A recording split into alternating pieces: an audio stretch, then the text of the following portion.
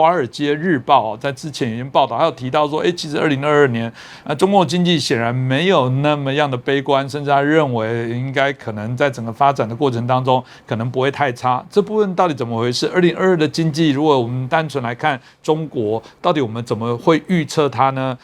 陈老师，你怎么看中国2022的经济的发展呢？上次节目我有谈到过说，就是为什么台商撤资拿不到外汇。那么其中涉及了2个问题，一个是中共的净外汇储备已经严重不足了，我不重复了。另外一个就是中国政府的各级政府的债务负担，早就是中国国际公认的这个警戒线的2倍了。那么这几天西方媒体也开始关注这一点了。那么中国经济呢，现在不只是说有一个正在破灭的房地产泡沫，其实整个的中国经济过去20年来一直是靠做大财政和金融的泡沫才得以维持的。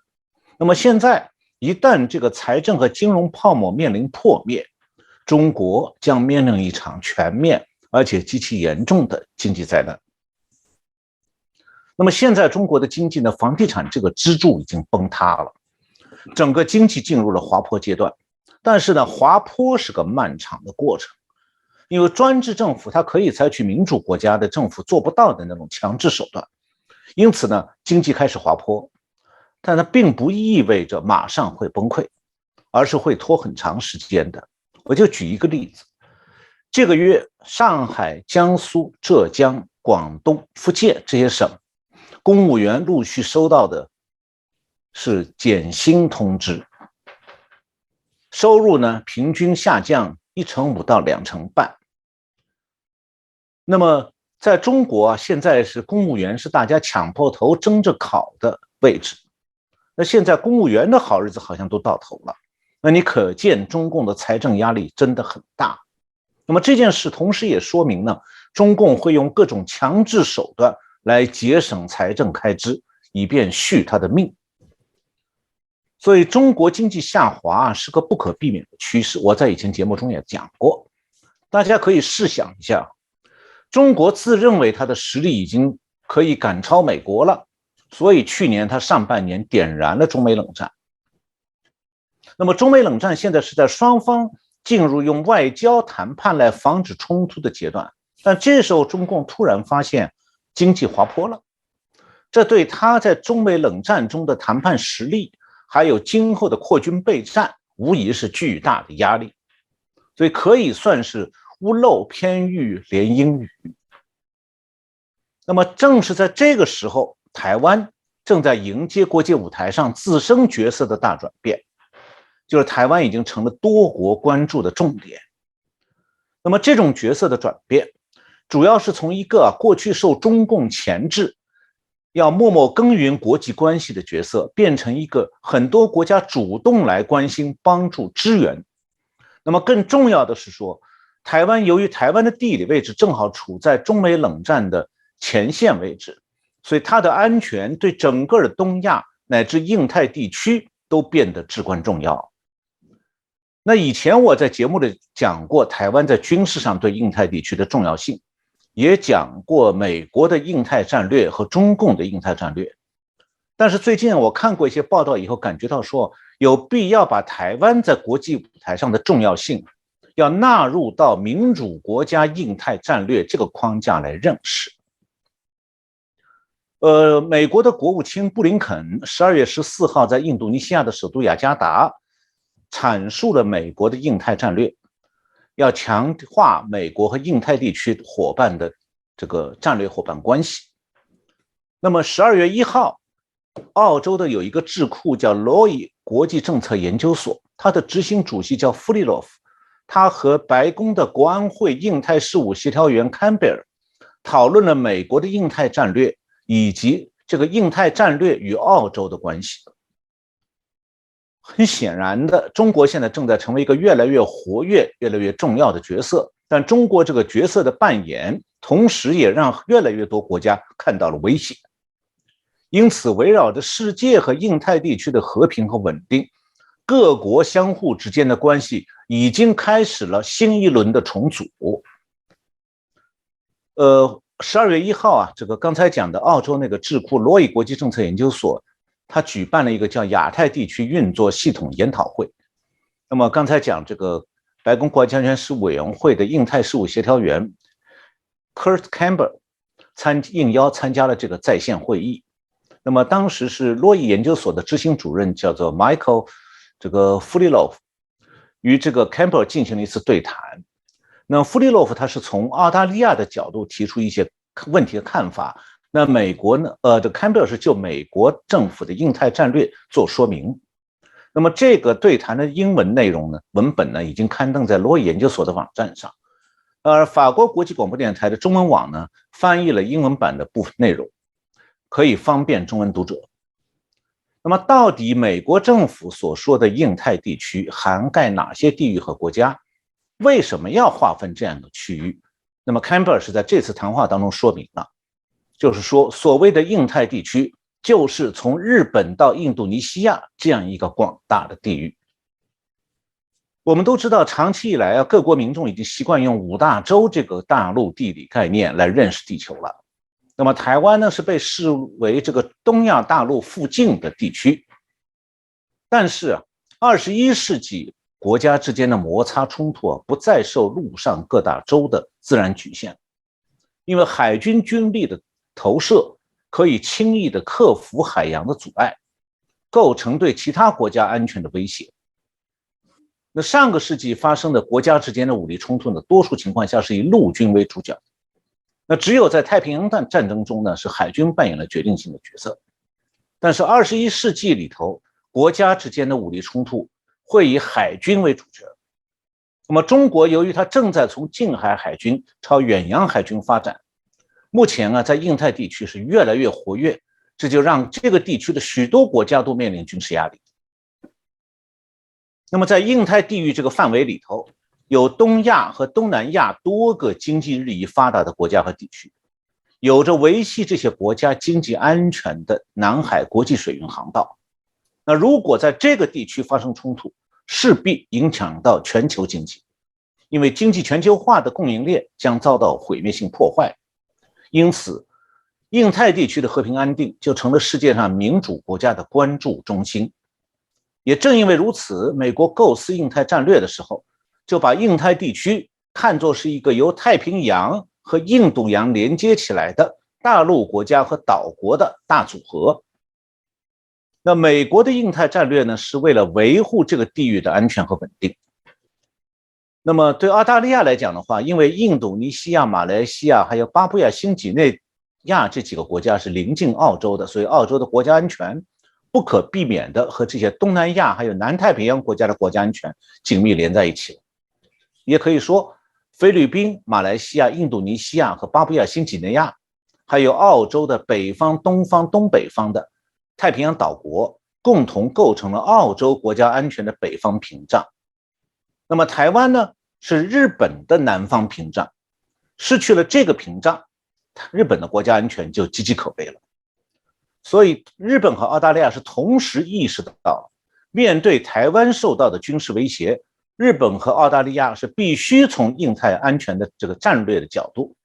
要放眼观察局势的演变，随时为帮助盟国应对中共的威胁提供帮助。从印太战略安全的层面来看的话，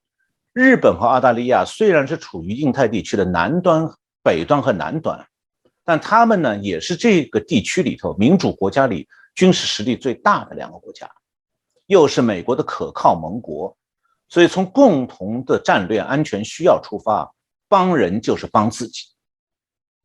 那么中共的最新举动呢，也再次证明了印太地区民主国家的高度警惕是完全必要的。自从日本表示，我们在节目里以前谈过，这个有这么一个看法，也向中共做出了明确的警告，就是台湾有事就是日本有事。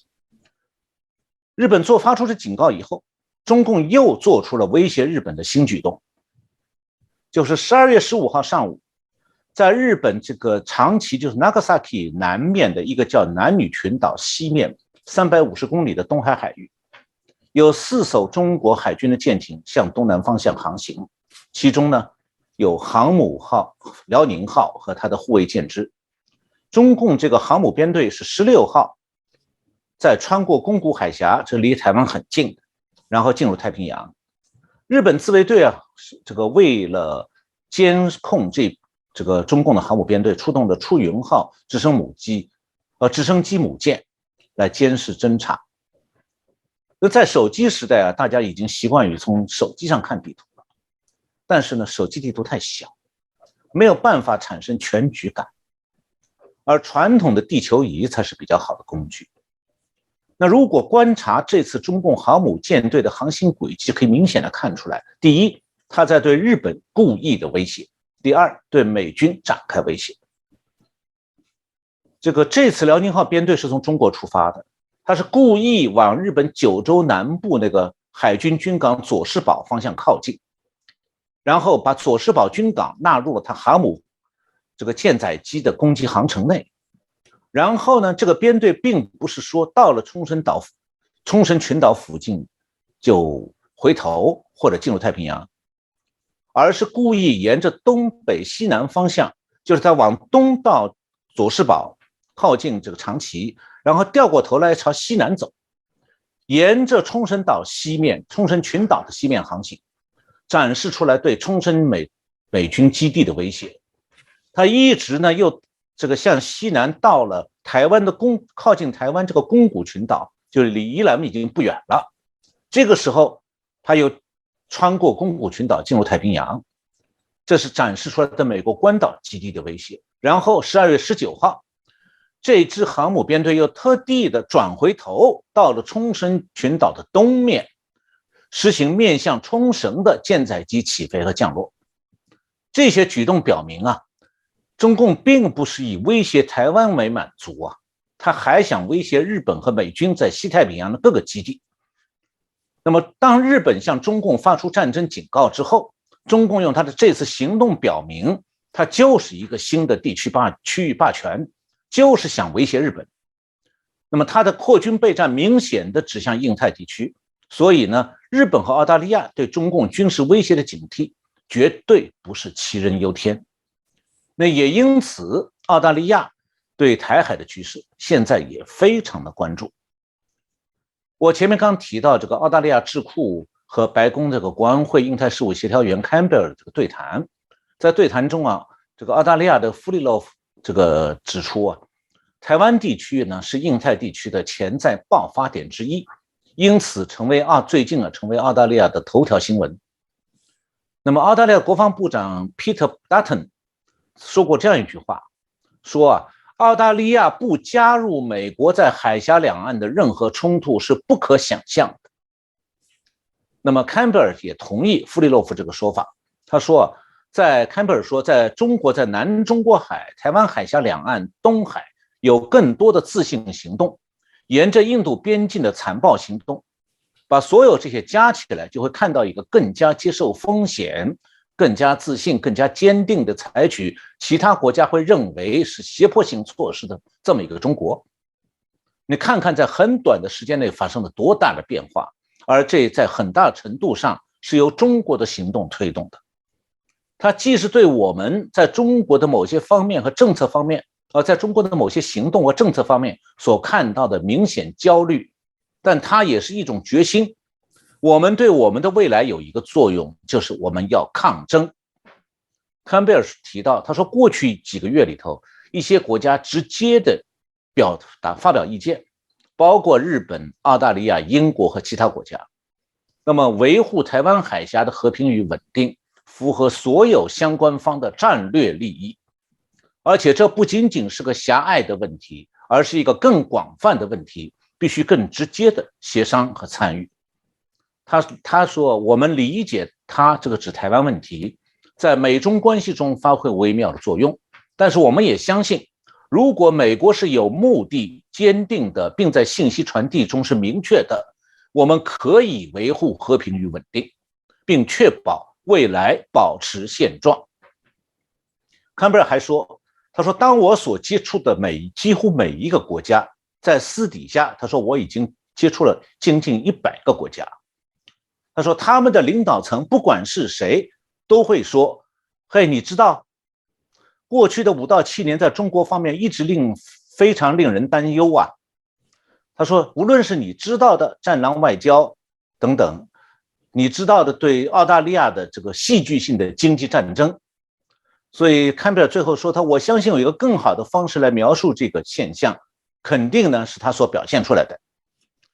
然后这个澳大利亚那位弗利洛夫说，澳大利亚对中国的政策发生的变化的主要原因是中国已经发生了变化，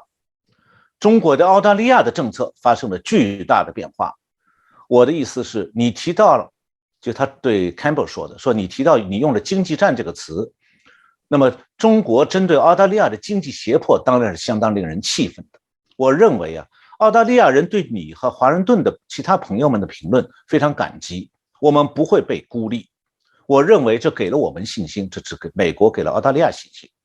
那依赖美国或者希望美国能解决双边关系的问题，这对我们很重要。我们正在改变我们的国际立场，我们正在与美国和英国这样的伙伴和盟友更紧密的合作。然后凯贝尔也说，他说我认为对澳大利亚，中国的首选是会打破让澳大利亚崩溃，把澳大利亚逼到跪地求饶的地步。这个弗利洛夫呢就说来自《纽约时报》的有一位叫做 Chris Buckley， 他就问到美国在澳大利亚获得核动力潜艇计划的承诺。这个 Buckley 说呢，说澳大利亚领导人说的好像有一个铁打的保证，那么澳大利亚将获得核潜艇，这是正确的吗？还有就是澳大利亚、印度和日本这个奥库斯协议的联合声明谈到了支持澳大利亚的共同雄心。那么这个 Chris Buckley 就问说，这个雄心并不总是能够实现，是不是？那么然后 Campbell 就向弗利洛夫介绍了美国关于这一协议的构想。他表示说，由于澳洲与美国的其他盟友不同，所以美国政府决定对澳洲承诺分享核动力潜艇的技术。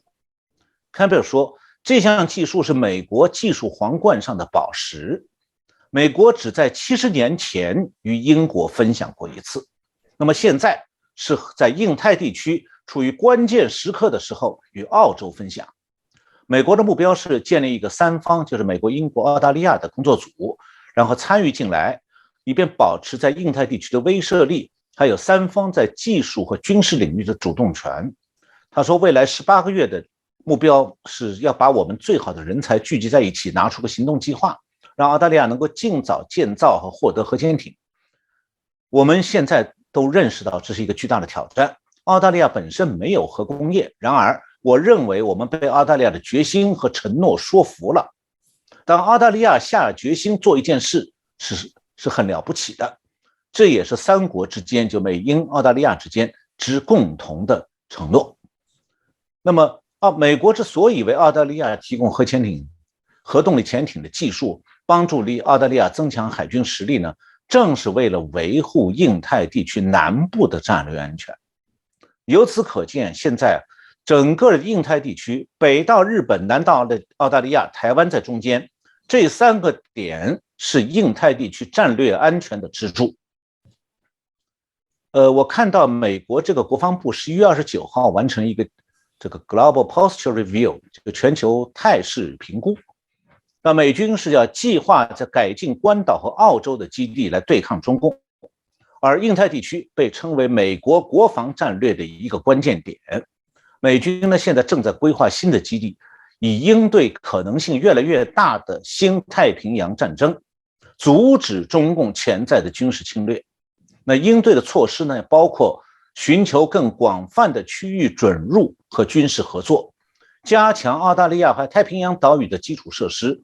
并在澳大利亚轮换部署飞机。那么这个评估报告呢，要求美国国防部减少世界其他地区的军队和装备，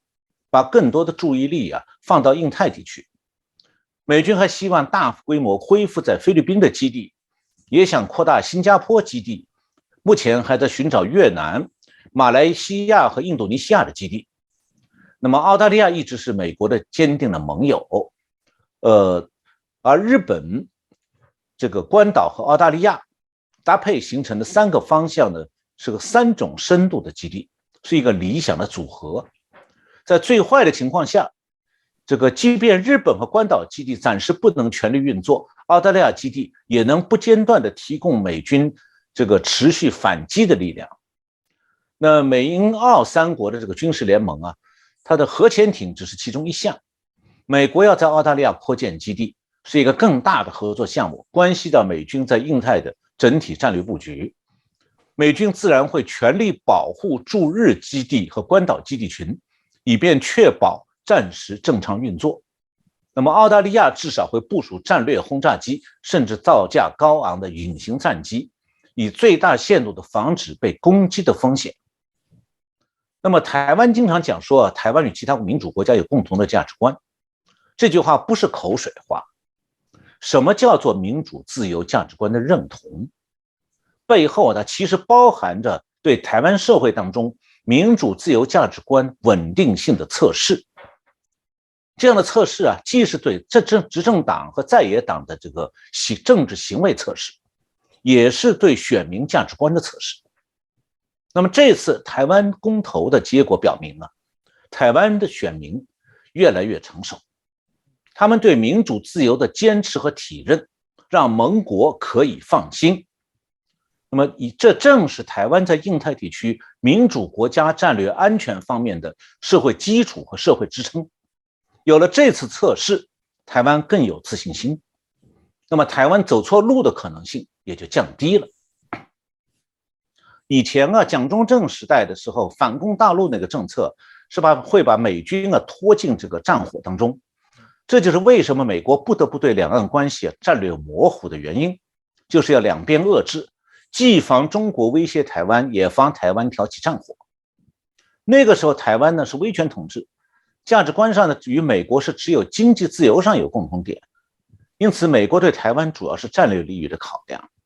那如今台湾是非常出色的民主社会，我从美国这边观察，有些方面比美国做得更好。因此啊，台湾和印太地区其他一些民主国家不仅秉承和坚守民主自由，而且有着战略利益彼此攸关的紧密关系。从这个角度看，台湾虽然受到中共打压挖墙脚，邦交国不多，但台湾事实上的盟国却越来越多。也可以说，台湾虽然面临中共吹过来的乌云，但台湾的国际环境已经发生了根本性改变。随着中美冷战逐步调整重构世界格局，台湾已经度过了40年来国际关系方面最困难的阶段，有望渐入佳境。那么台湾选民展示出来自己啊对守护民主自由的坚定意志，这正是台湾的希望所在。当然了，一次公投不会一劳永逸地解决所有的问题，但是每次选举都会是一次测试。同时呢，台湾民众也需要不断地扩大国际视野，提升印太地区战略安全的全局观念。这也是台湾和盟国携手互保的社会根基。那民主制度成熟的标志就是这个选民不会轻易地被那些可能损害民主自由的政治鼓动所煽动，而选民的意志能够有效地捍卫民主制度不动摇。